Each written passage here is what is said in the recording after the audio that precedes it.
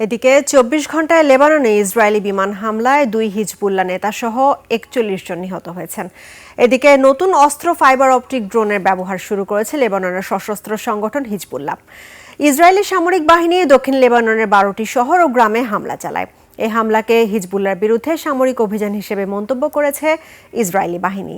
এর সময় ২ হিজবুল্লাহ নেতাসহ হতাহত হয় অনেকে। শুধু তাই নয়, দক্ষিণ লেবাননের ১১টি শহর ও গ্রামের বাসিন্দাদের জরুরি ভিত্তিতে বাড়িঘর ছেড়ে নিরাপদ আশ্রয়ে যাওয়ার নির্দেশ দিয়েছে ইসরায়েলি প্রতিরক্ষা বাহিনী। বিভিন্ন জায়গায় লুটপাটও করছে আইডিএফ।